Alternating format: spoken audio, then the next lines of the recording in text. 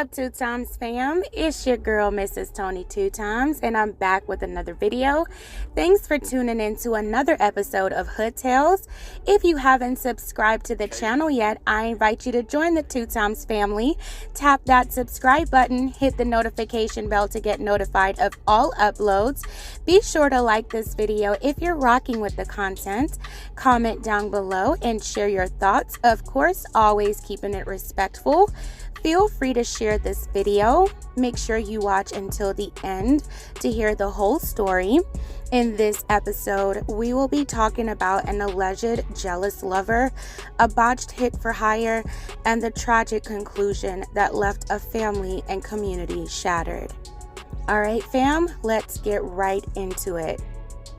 This twisted story began almost 7 years ago on the evening of November 24th, 2015, when officers from the Linden, New Jersey Police Department were called to a home in the 900 block of Middlesex Street on a report of a shooting. Responding officers found 41-year-old Tyrita Julius, who had been shot 8 times, sitting in her car. Tyrita's 15-year-old daughter was seated in the front passenger seat of the car. She was grazed. Officers found the car crashed into a utility pole not too far from Tyrita's home, according to news reports. Officials told reporters as Tyrita's daughter was walking into the passenger side of the car, she noticed a man approaching her. The report continued on to say words were exchanged between them, and Tyrita was concerned for her daughter and told her to get in the car. Police said the shooting was targeted. Both Tyrita and her daughter were hospitalized and eventually recovered from their injuries. No arrests were immediately made in the brazen shooting of Tyrita and her daughter. 4 months into the investigation, on March 9, 2016, Tyrita's mother reported her missing after calls and texts to Tyrita's phone went unanswered.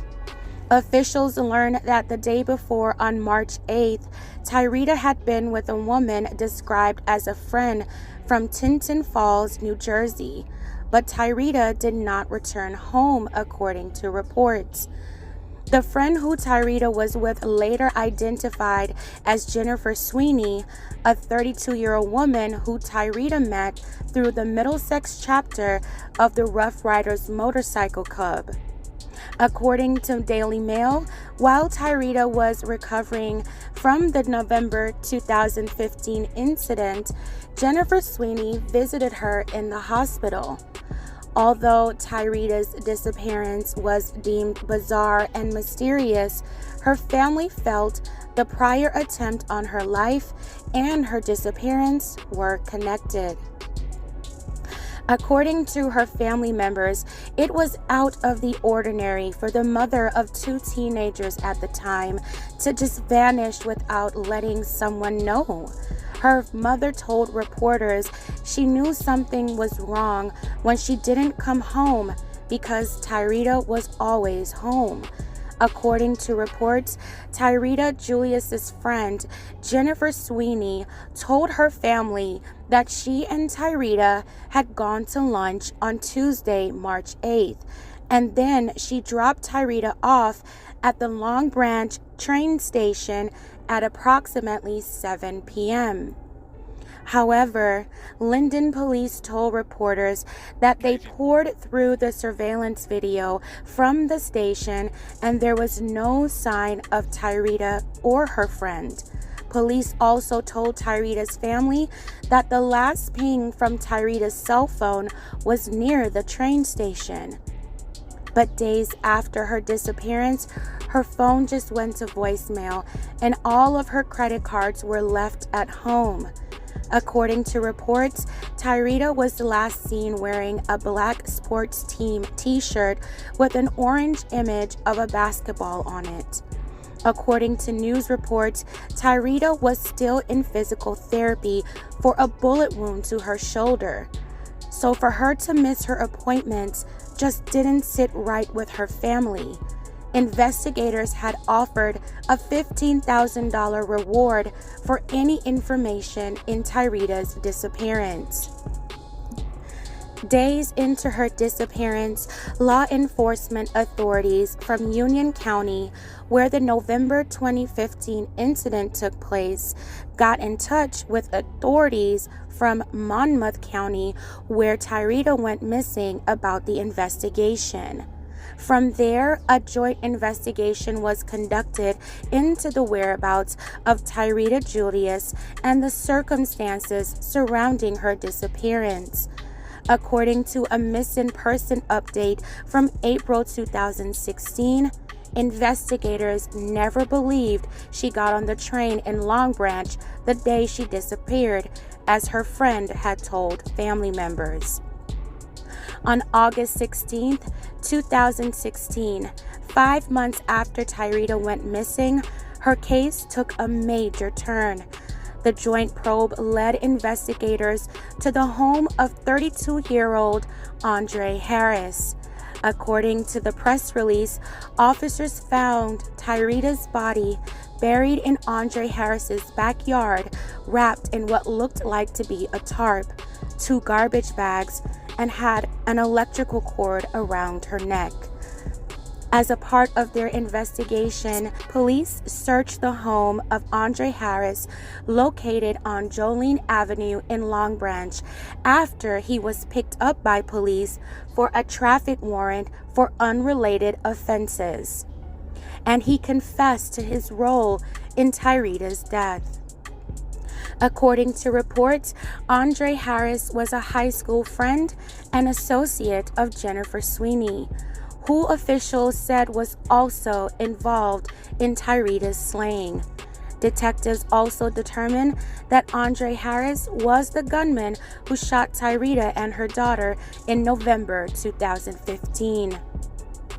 Both Jennifer Sweeney and Andre Harris were arrested and charged in connection with Tyreda's murder and failed attempted murder.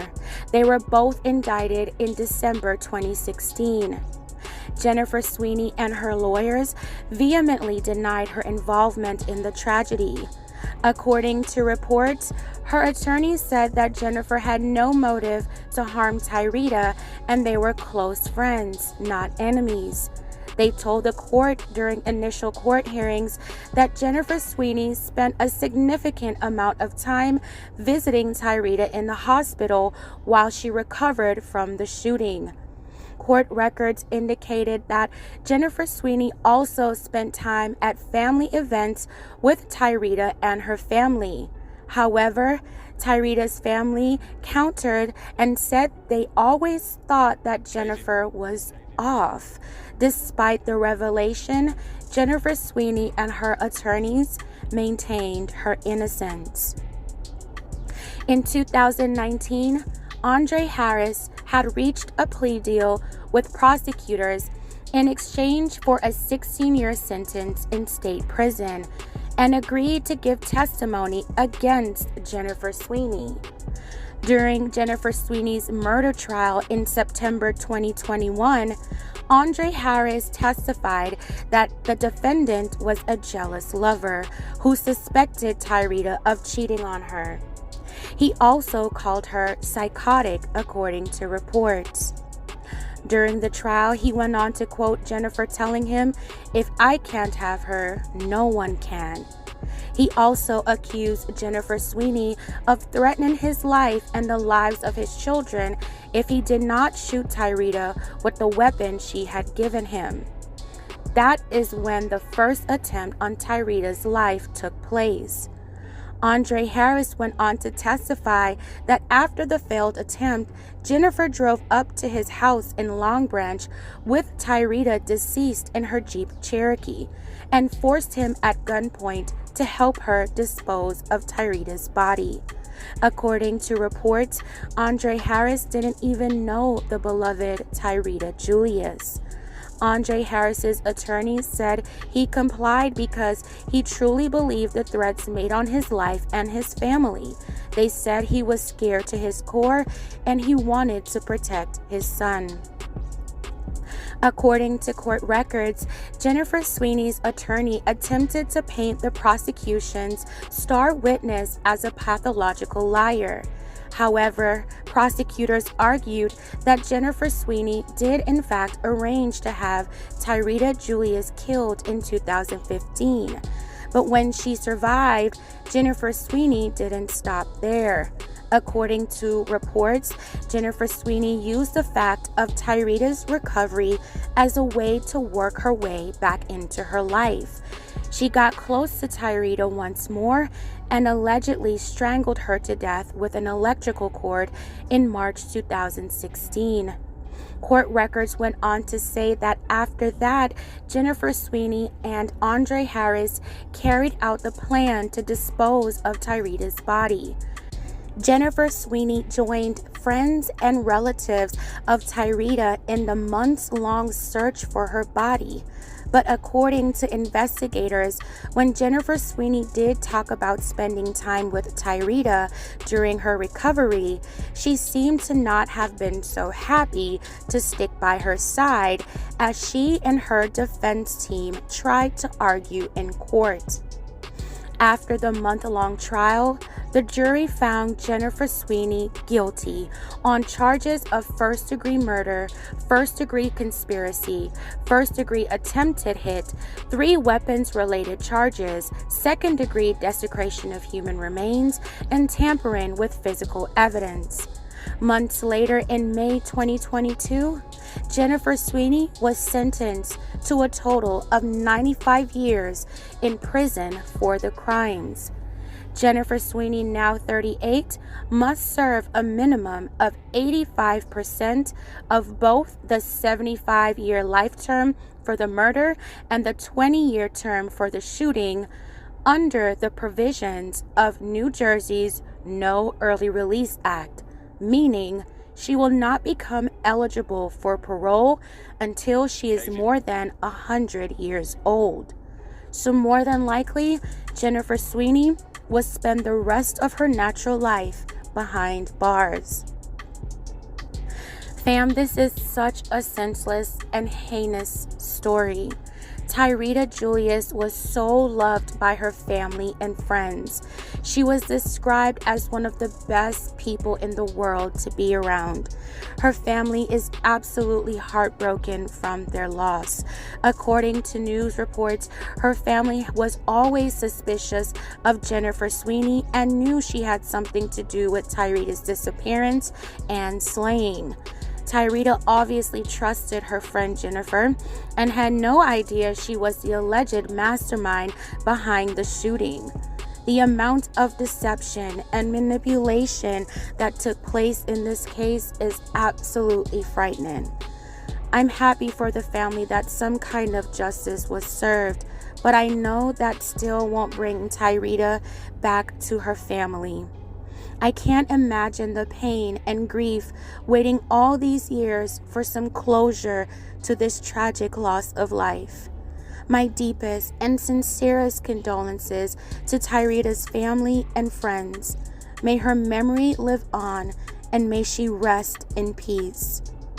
Alright fam, tell me what you think about this story in the comments below. Thank you so much for watching.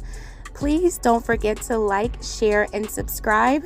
This is your girl, Mrs. Tony 2 Times, and I'm out.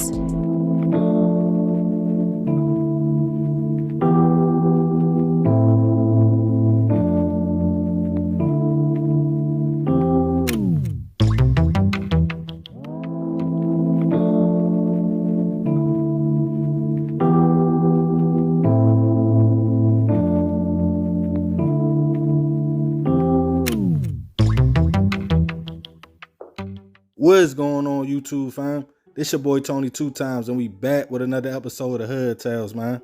Before I start, be sure to tap that like button. You definitely gonna want to watch this video to the end to hear the full story and all the details in the case. If you're new to the fam, be sure to subscribe, hit that notification bell for future uploads. Let's get right into it. Childhood friends, in which some call mud brothers, meaning y'all came from the sandbox together, the struggle, or dirt. It can be a dope thing, having people you vibe with on that level, but only if it's real and genuine. In a lot of situations, friendships get tested, just like all relationships. Some individuals can get over it and move on and continue building the bond, and some people can't. The double cross has become common in friendships nowadays. Homies and so-called mud brothers are crossing each other out for all kinds of reasons, mostly unvalid situations where it wasn't even that serious. But when a person feels like they know you well and something happens to them, whether it be a robbery or someone breaks in their home, if your friend feel like they knows you and that's your MO or signature move, they might feel like you had something to do with that situation or possibly set the whole thing up, turning homies into enemies with no trust in the situation. I often ask myself, what's the point of having friends? Just to sit there and wait for the back door or double cross? And on this episode of Hood Tales, we will be taking it to Rockford, Illinois to discuss a case of 4 friends and 3 of them losing their lives, in which Rockford police called a massacre. According to sources, when at the time 22-year-old Raheem King was celebrating his birthday, he decided to rent a party bus and invite his closest homies, sisters, and cousins to go with him to the Grand Victoria Casino in Elgin, Illinois. Everything seemed good. Everybody having fun, turning up, ready for the trip. On the bus with Raheem were 3 of his closest homies. They John Sis Trump, at the time 22 years old, his big cousin Sean Anderson, and Martavius Blake. While headed to the casino, Raheem got a frantic phone call from his girlfriend, who was pregnant at the time. The young lady stated on the phone some men ran in the house. The 2 shared together on North Horace Avenue, demanding money and drugs while holding her at gunpoint before taking some grass and her daughter's piggy bank before fleeing. Immediately once hearing that, Raheem demanded the driver of the party bus to take him back home. While driving back, allegedly Raheem's sisters felt as though his homies were acting suspicious and pointed it out to him. Once he arrived home, Raheem quickly ran into the house to check on his pregnant girlfriend. As she explained the situation, the young man became furious before grabbing an assault rifle from the closet and headed back to the bus, telling his baby mother to stay home. Once back on the party bus, Raheem told the driver to drive. This is where things get crazy. Allegedly, Raheem returned to the back of the bus screaming out, "Y'all trying to set me up and rob me. Y'all think I'm stupid," before upping the assault rifle and letting off shots. As people started screaming and got scared, Raheem started grabbing people's belongings and throwing them out the window, including cell phones. The bus, now on the corner of Johnson Avenue and Auburn Street, was stopped when Raheem ran off in a panic. While driving, the driver realized 3 people were shot and drove to a nearby gas station to call police around 3 a.m. April 7, 2018, authorities arrived to find 3 men suffering from wounds. They were all rushed to a local hospital where unfortunately they did not make it. The men were identified as Dejan, Sean, and Martavius, Raheem's 3 closest homies. As the bus driver informed police what happened, a manhunt quickly started for Raheem, who by this time had went home and told his girlfriend, "I messed up bad. Pack some stuff, we gotta go," before hopping in the whip and headed to Florida. While realizing he was wanted for 3 bodies, Raheem allegedly reached out to his mother for help. But as the high-profile case made it to the news, it was considered a massacre, and Raheem knew he wasn't going to make it far. So a week later, him and his girlfriend turned themselves in to face charges. She was charged with hindering evidence and helping a fugitive. Raheem's mother was also arrested for the same charges. The young man would be charged with over 126 counts, including 4 first-degree murders, aggravated unlawful restraint, armed robbery, and hijacking. The couple both were held at the Winnebago County Jail. Raheem, a no bail, and her, a $1 million bail. As time went on and the case made it to court, Raheem would testify he acted in self-defense, claiming he knew his friends set him up because that's just what they do. And when he grabbed the rifle, it was for protection. Raheem claimed as he went back on the bus, 2 of the victims pointed blicks at him, and another threatened to hurt his cousin. He alleged before they hurt his family, he started shooting. When asked why didn't he call police as soon as his girlfriend called about the robbery at the house, he stated he just wanted to make it home to make sure she was okay. As his girlfriend was questioned, the state painted a theory of an upset woman who was mad her boyfriend was celebrating his birthday and having fun without her. So she made up an elaborate story, and she told the court once Raheem got home, she saw him grab a long gun out of the closet. It was never proven that her story was made up, or whether the robbery ever did happen. But prosecutors asked her if she think any of Raheem's friends had anything to do with it, and she stated no, not at all. But other witnesses and the bus driver testified about the situation, and allegedly no weapons were found in possession of the victims.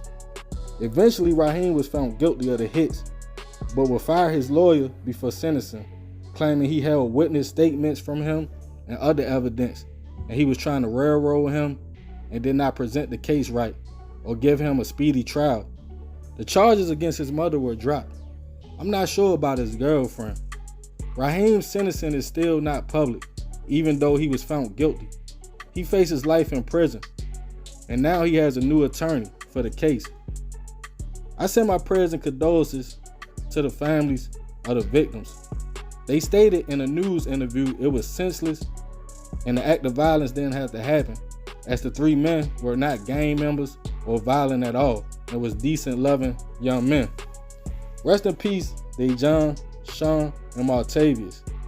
More of this story, if you could call someone your homie or brother, it has to be real and trust involved.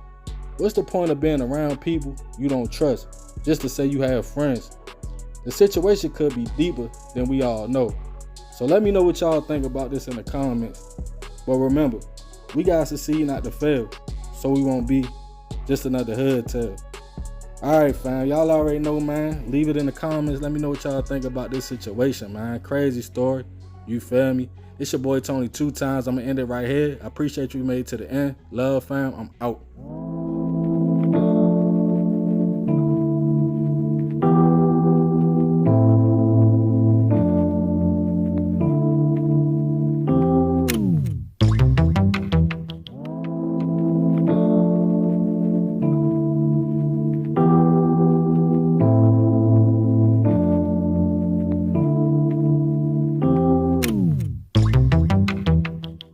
What's up, YouTube fam? It's your girl, Mrs. Tony 2 times, and I'm back with another video. In this episode of Hood Tales, I will tell the story about the disappearance of Morgan Martin and the person who was ultimately found to be responsible after the case went cold. Before we get into this video, welcome if you're new here to our channel. Please don't forget to subscribe and click that notification bell to get notified every time we upload. If you're rocking with the content, smash that like button. Feel free to share this video with everyone you know. Make sure you watch until the end to hear the full story. All right, let's get right into it. In St. Petersburg, Florida, just after midnight, 17-year-old Morgan Martin told her mother and sister that she was stepping outside to talk to the man she said was the father of her unborn child. Morgan was 4 months pregnant and had just found out she was having a girl. She had picked out the name Jalea Raquel. According to reports, the man who Morgan said fathered her child was 24-year-old Jacoby Flowers. Megan had told her mother that he had contacted her and wanted to come by and talk to her. News reports revealed that Morgan's mother, Leah Martin, had advised her daughter to have nothing to do with him because she was a minor and he would go to jail if he gets caught. Morgan assured her mom that she was just going to go talk to him. Morgan left the house wearing her pajamas, just taking her cell phone. She told her sister not to lock the door because she would be right back. That was the last time she was seen by her family. At around 5 a.m., Morgan's mom noticed that her daughter's room lights and air conditioning was still on. She assumed that her daughter was inside. after the family didn't see her for most of that day, and she didn't respond to Facebook messages and phone messages, Morgan's mom and sister reported her missing to authorities. Because Morgan had not taken anything with her and was wearing just her pajamas and fuzzy pink slippers, officials said they believed that it wasn't a runaway and not a normal set of circumstances. Morgan's mother told reporters that her daughter had ran away before, but she had returned soon after. Morgan had also abruptly stopped communicating with her friends. She also didn't take her purse, ID, or maternity paperwork like her first ultrasound photos. 10 days after her disappearance, Morgan's mother and family was distraught that she had been missing for that long. At the time, her mother assumed the worst because Morgan was a family-oriented person. During that time, police stated that they had interviewed the man Morgan said was the father of her child. Police had also taken DNA from Morgan's family members and planned on returning to gather more evidence. After several months of investigation and searches, Morgan had not been found, and the case grew cold. When Morgan first went missing and the months following, there was speculation and suspicion around the man who was supposed to be the father of Morgan's baby, Jacoby Flowers. According to his Facebook page, Jacoby is a graduate of Boca Ciega High School. It also said he was a student at St. Petersburg College, where he studied architecture. He's a native of St. Petersburg and lived in Tampa. A tweet from a local news station in January 2013 said Jacoby Flowers was highly cooperative with investigators. He denied any involvement in Morgan's disappearance and minimized his relationship with her. However, those close to Morgan felt he had something to do with her disappearance. Investigators sought out any other potential persons who might have been connected to Morgan's disappearance, but everything continued to point toward Jacoby Flowers as the only person of interest. A year after Morgan went missing, Morgan's mom reignited the search for her daughter. New missing persons posters were posted up by family members and law enforcement on the anniversary of Morgan's disappearance.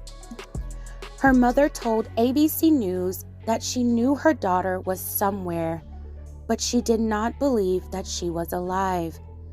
She said she knew her daughter and that Morgan would have contacted someone by then. Morgan's case was transferred over to homicide, although there was no evidence of murder. The news report also revealed that Morgan's phone last pinged in Hudson, which is about an hour or so away from St. Petersburg.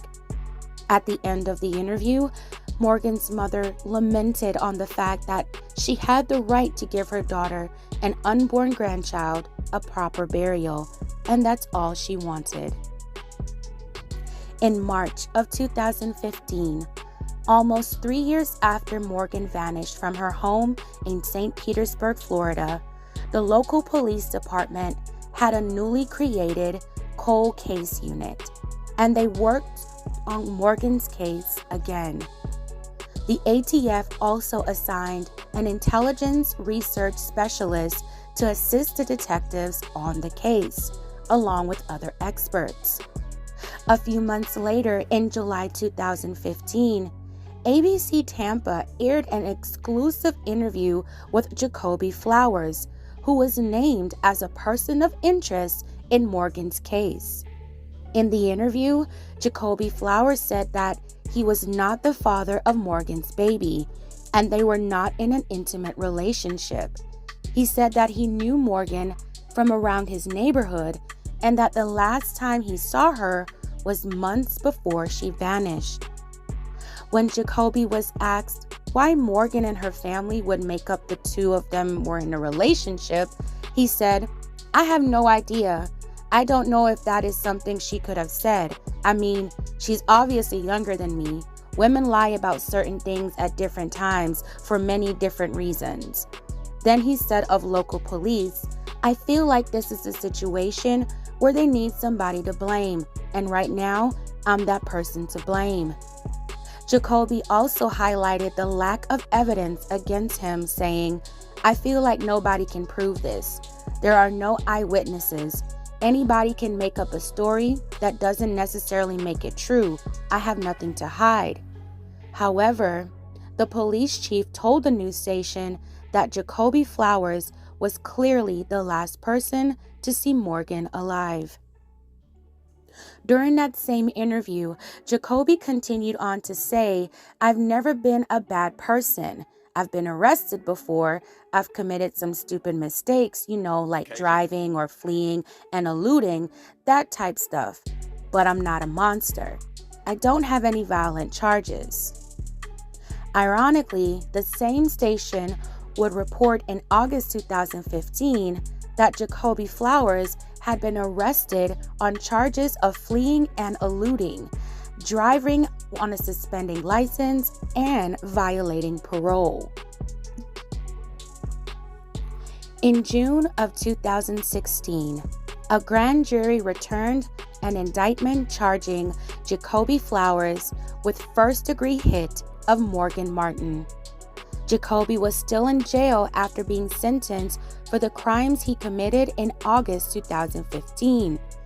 He was to be transferred to the Pinellas County Jail to face the hit charges. In a news conference to announce the indictment, police said Jacoby Flowers planned Morgan's slaying and disposed of her body. According to the June 2016 news release, cold case detectives spent 13 months re-interviewing witnesses. They located and spoke with new witnesses, re-examined evidence, collected new evidence, analyzed data, and sought the assistance of experts to help them crack the case. The detectives also requested 21 subpoenas, 9 search warrants, and 10 court orders as a part of the investigation. Detectives traveled extensively throughout Florida and to Alabama following leads in Morgan's disappearance. A week later, officials released a 33-page indictment for Morgan's case where Jacoby Flowers had been charged with the hit. According to the indictment, Jacoby Flowers begged Morgan not to go through with the pregnancy, stating he already had other children he was supporting. According to court records, he texted, "You have your whole life for this. Don't do this to me." Police say Jacoby Flowers also acknowledged in text messages that he had intimate relations with the 17-year-old on several occasions. The indictment has revealed that Jacoby Flowers was worried about facing criminal charges for having relations with a minor, and about ruining his relationship with his current girlfriend at the time. The indictment also revealed Facebook messages that reportedly show Morgan threatening Jacoby to pay child support and step up as a father, or else she'd call police and report him. The Facebook messages also contained a picture of an ultrasound, along with Morgan telling Jacoby that she was having a girl and what her name was going to be. At one point, police said he offered a former classmate money to beat Morgan up. According to court records, Morgan texted him on May 18, 2012, asking him to stay with her. She texted, "Please, Kobe, just consider it. I love you." He replied, "There's nothing to consider. This will show how much you love me, because I'm telling you, if you only think about you in this, we'll never be the same." The indictment reveals more details about what investigators believe happened that night. Morgan left her house to talk to Jacoby, who had worked a closing shift earlier at a KFC. The two had exchanged calls that evening. Jacoby used a new secondary cell phone he had bought a couple of weeks before. He made his first call from the phone to Morgan at 9:03 p.m. on July 24th. Hours later, Morgan's cell phone was turned off shortly after she left her house. Detectives reviewed cell phone tower records to estimate Jacoby Flowers' location. He went from the area around Morgan's house to his own home on 53rd Avenue North before moving about at 1:20 a.m. toward the restaurant where he worked. Jacoby Flowers had been charged for setting the alarm at the restaurant after closing that day. He had always remembered to turn it on, co-workers said, but he failed to do so that night. Surveillance footage showed smoke inside the restaurant at 2:33 a.m. The next day, an employee discovered that someone had set a fire in a walk-in cooler, then used a hose to wash the floor. Detectives said surveillance footage showed Jacoby was at the restaurant at 2:49 a.m.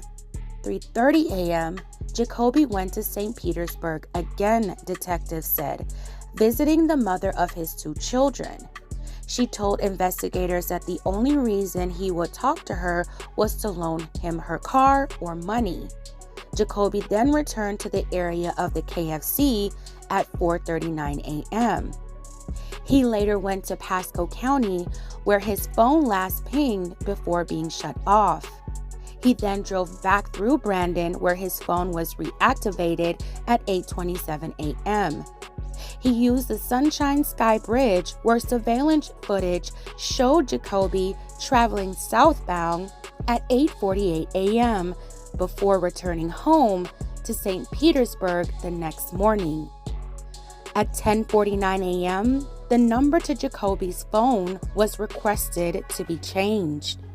Police noted Jacoby and his current girlfriend at the time, who share a child together, both had access to the account. According to the indictment, when Jacoby was questioned about the Facebook messages with Morgan discussing the pregnancy, he alleged that they were playing make-believe. On July 30th, detectives went to Jacoby's home to conduct another interview. Detectives say Jacoby again denied having relations with Morgan and admitted he defriended her on Facebook because Morgan kept telling him she was pregnant with his child.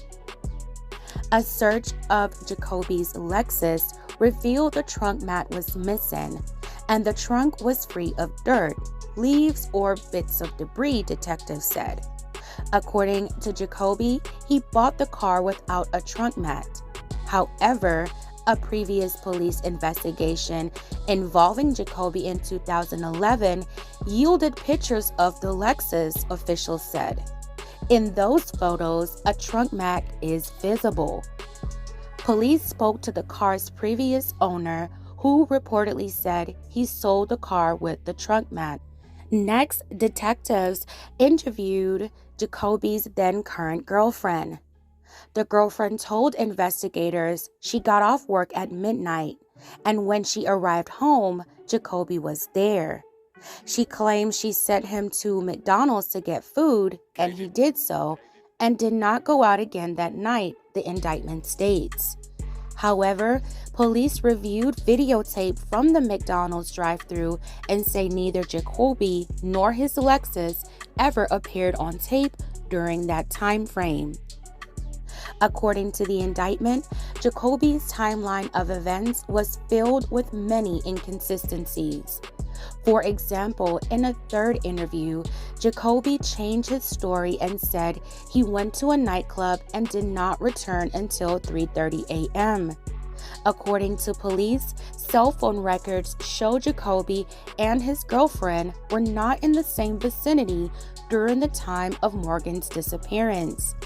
phone records reportedly showed the girlfriend made 8 phone calls to Jacoby that went unanswered between 1:28 a.m. and 8:29 a.m. on July 25, 2012. Police said a friend of the girlfriend also came forward, alleging that the girlfriend confided in her that Jacoby Flowers asked her to lie about his whereabouts at the time Morgan went missing. Investigators say Jacoby texted his girlfriend at 9:13 p.m. stating, "Small issue, gotta get the girls for like an hour. Sorry, short notice." 10 minutes prior to that message, detectives say phone records show Jacoby called Morgan. With all the technological and electronic evidence in this case, no DNA evidence was cited in the indictment, nor was how Morgan was slain. Her body had still not been found. According to a news report in 2019, 31-year-old Jacoby Flowers maintained his innocence, pleading not guilty to the first-degree hit charges. His attorney declined to comment on his client's behalf at that time. He remained in jail while he awaited trial. His trial was set for November of that year. However, it was subsequently postponed. Morgan's body had still not been found. On March 31st, 2022, Jacoby Flowers pleaded guilty to second-degree hit. As a part of the agreement, he was supposed to serve 25 years in prison if authorities found Morgan's remains, or 40 years if her remains were not found. After pleading guilty to the second-degree hit, he told police that they could find Morgan's remains in a field in Pike County, Alabama. Detectives searched a cotton field by the side of a highway on a 50-acre farm. At that point, detectives said they just wanted to bring closure to the family by finding her remains. But sadly, after days of searching, nothing was found. Jacoby's sentencing would take place the following month. On April 28, 2022, there was still no reports that Morgan's remains were found, even after officials took Jacoby to Pike County, Alabama to assist with the search. He was scheduled for sentencing later that day. In court, Morgan's mother and a close family friend provided victim impact statements to the judge. They remembered Morgan as someone who always wanted to make people smile. Morgan's mother said, "I would have been a grandma. She would have been a great mom." Jacoby Flowers said in court he was sorry for his actions, but Morgan's mother said she doesn't believe him, nor does she forgive him.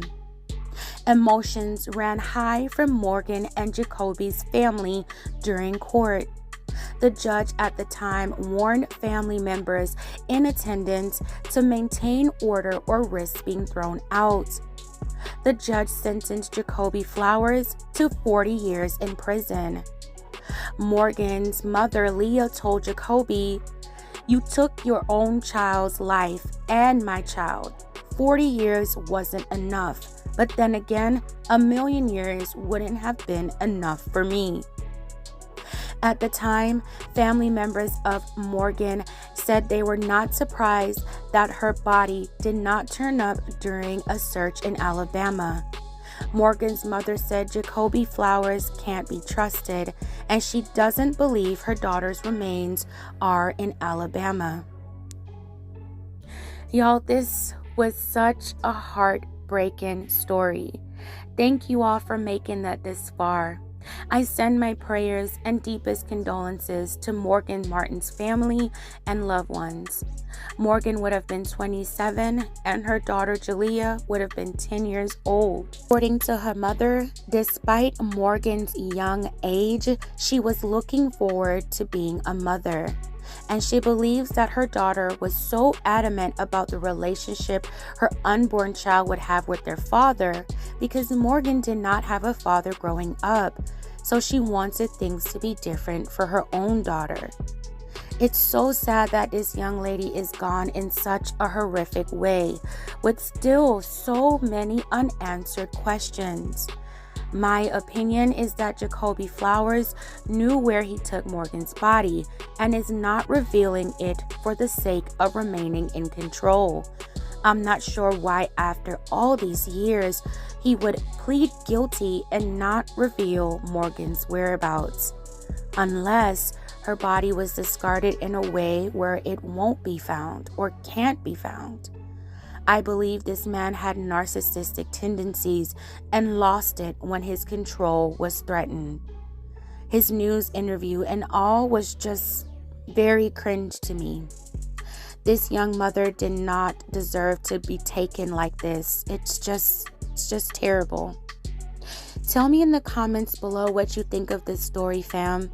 I would love to hear your thoughts. Alright, y'all, that's it for this episode of Hood Tales. Thank you so much for watching. Please don't forget to like, share, and subscribe. This is your girl, Mrs. Tony 2 Times, and I'm out.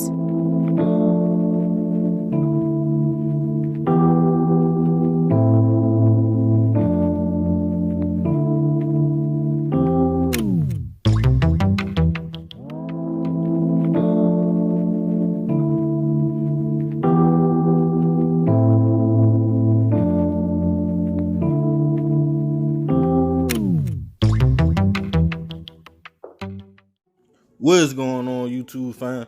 This your boy Tony 2 Times, and we back with another episode of Hood Tales, man. Before I start, be sure to tap that like button. Definitely watch this video to the end to hear the full story. Subscribe if you're new to the fam. Hit that notification bell for future uploads. Real quick, this a little disclaimer. This case is still open. Y'all know I really don't mess with open cases, but this a highly requested video. Everybody been hitting me about it, so they innocent until proven otherwise. Let's get right into it. The backdoor thing has become a new trend. For all my older audience, let me break it down.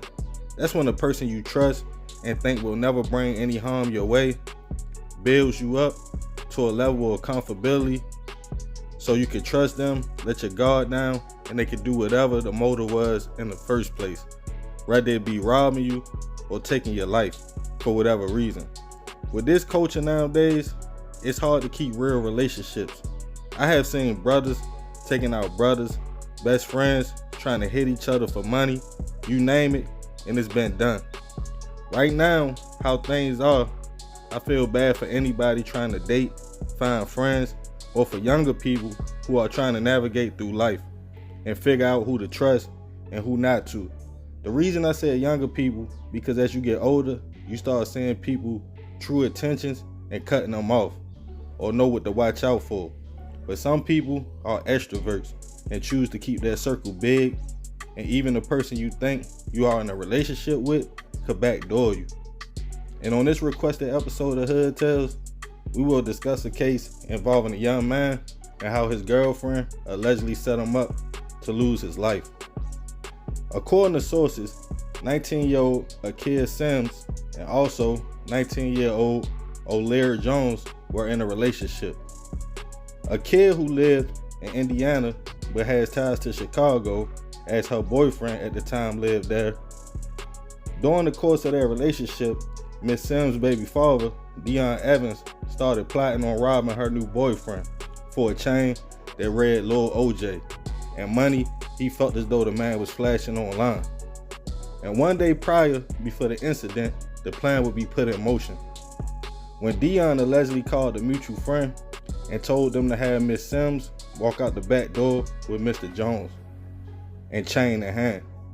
Which seemed to be a simple robbery plot, after the call ended, Miss Sims texted a picture of the chain to the mutual friend. With Mr. Jones, the new boyfriend, in the blind, the plan was in play to have the couple come to the friend's home to visit and Miss Sims walk out with the chain to her baby father. Once the day came, the couple pulled up to the location when another friend who overheard the plan told them to leave immediately and text Miss Sims stating they would call the police to avoid the couple from getting robbed. Not realizing Miss Sims was in on the backdoor scheme. Mr. Jones, after hearing some people were trying to rob him, decided to drive a few blocks away, but stopped on South Normal Avenue with Miss Sims still in the car. When allegedly a white SUV pulled up and Dion and another person hopped out and approached Mr. Jones to take the chain before letting off shots in the car, hitting Mr. Jones 6 times and one bullet even striking Miss Sims in the leg.